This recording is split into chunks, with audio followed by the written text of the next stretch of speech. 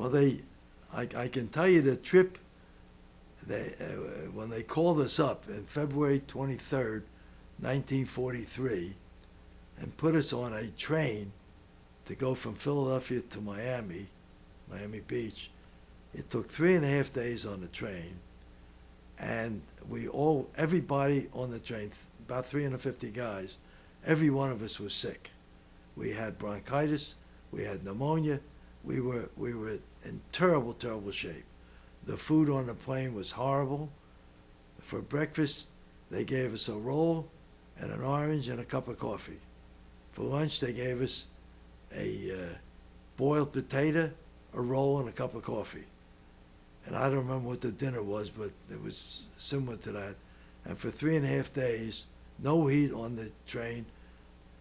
It was horrible. It really was not right. And when we got to Boca Raton, Florida, the first time they let us off the train, which was about three days, and it was beautiful and sunny, and it was gorgeous, and that's why I settled down in Boca Raton when I retired. But we got to Miami Beach, and I was in Miami Beach only 1 month at 4 different hotels. They moved us every Sunday because they didn't want us to go to the beach. They were afraid we'd get sunburned and wouldn't be able to go through with our training. I was there for a month. Then they sent me to college training in Springfield, Ohio for 3 months.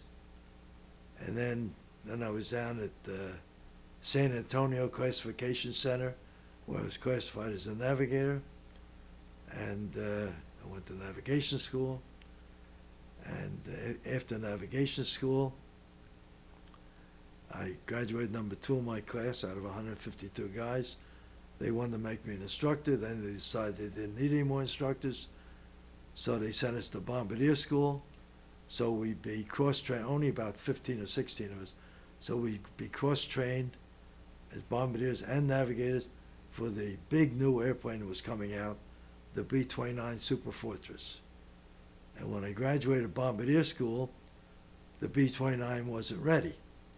They were having bugs in it. So they asked me what kind of an airplane I wanted. And I said, I want the fastest flying, lowest flying bomber you have. And they gave me my choice between an A-26 and a B-25.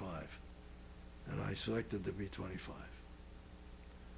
And when they sent us for transition to form crews, when I walked into the room in Columbia, South Carolina, there was a guy standing there that I'd gone through basic with, and he was a pilot, and he was a fantastic guy.